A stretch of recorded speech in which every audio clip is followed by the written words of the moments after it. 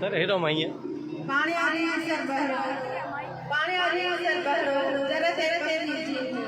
असां पाणी अती रहियो आहे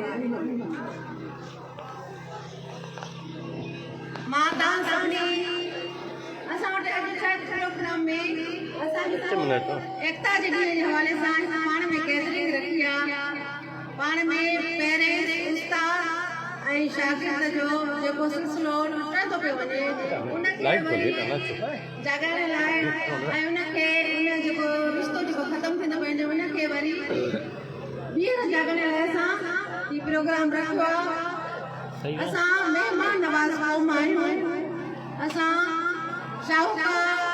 सकाफ़त जा मालिक क़ौम आहियूं ऐं असां अहिड़े इल्म आहियूं छाकाणि त असांजो शाह जो रसालो आहे असांजो रहबर रसालो आहे उहो असांखे ॿुधाए थो त असांजी सकाफ़त केतिरी न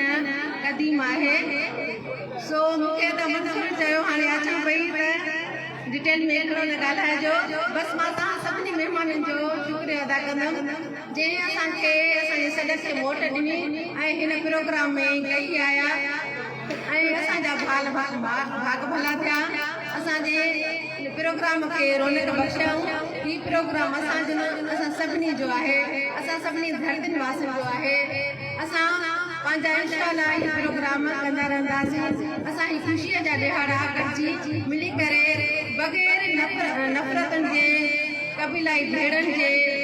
ऐं रिश्तनि नातनि जे या मज़हबी फ़िरक़नि जे मतभेद खां सवाइ असां ही ॾिहाड़ा क़ौमी ताज कंदा रहंदासीं ऐं असां दुनिया खे ॿुधाइण था चाहियूं त असां हिकु सॼाण क़ौम आहियूं तव्हां फातिमा फुरो जे हवाले सां दुनिया ॾिसे पई त असां शायदि सिंध क़ौम एतिरी पोइते पियल क़ौम आहियूं जो असां औरतुनि सां एतिरा ज़ुल्म था कयूं पर उनजे अॻियां वरी असां जेके तव्हांजे अॻियां हिकु फीमेल औरत जे हिसाब सां बीठा आहियूं असां उहो बि असां ॿुधायूं था त असां मज़हबी ऐं इख़्तिलाफ़ी रवायतुनि जा ईमानदार ऐं ज़िंदा क़ौम आहियूं हिकु बादशाह क़ौम आहियूं इंशाअल्लाह असां रहंदासीं ऐं असां जेके पहिरें मुंहिंजे सॾ ते ऐं मुंहिंजे सॾ ते पूता आहिनि ऐं असां सां अची करे हिन प्रोग्राम में ख़ुशी जे मौक़े ते गॾु थिया आहिनि मां उन्हनि जी तमामु घणी शुक्रगुज़ार आहियां जेके हिते आया आहिनि ऐं असां सां ऐं मां उमेद थी रखां त असां सां जारी रहंदो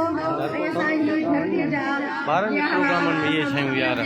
प्रोग्राम असां गॾिजी मल्हाईंदा रहंदासीं ऐं इन में कोई बि महिमान ख़ासि न आहे न ई कोई सदर हूंदो आहे हीअ ॾिहाड़ा बसि असां गॾिजी मल्हाईंदा आहियूं ख़ुशियुनि जा ॾिहाड़ा ऐं इंशाअल्लाह असां वरी हीअ प्रोग्राम कंदा रहंदासीं ऐं जेके पेरेंट्स हिते असांजे स्कूल में आया आहिनि जंहिंजा ॿार पढ़नि था मां उन्हनि खे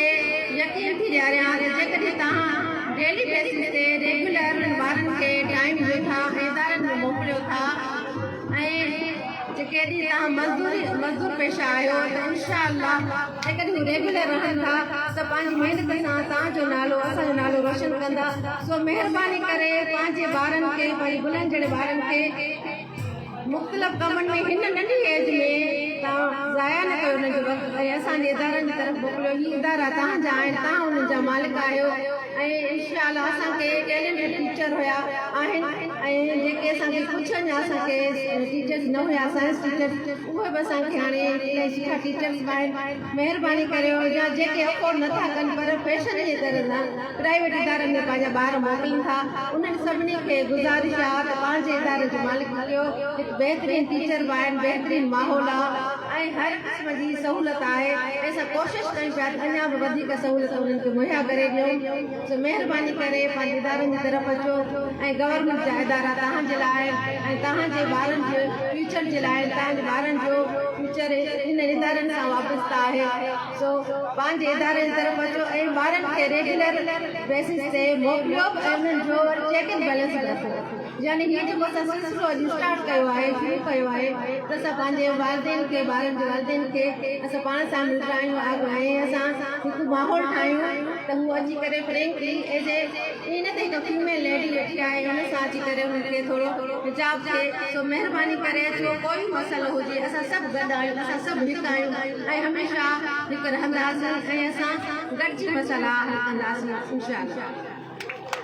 ऐं जेके मुंहिंजा मोहतरम भाइर मुंहिंजे साम्हूं वेठा आहिनि सभिनी जी मां वरी शुक्रगुज़ार आहियां पंहिंजे साथी भाइरनि जी छाकाणि की असांखां जुदा न आहिनि असां सभु गॾु आहियूं हिकु आहियूं असांजा मसइला असांजा मुश्किलातूं ऐं सभु गॾु आहिनि हिकु आहिनि ऐं उनजो हल बि असां वटि आहे असांखे ॻोल्हिणो आहे सो असां इदारा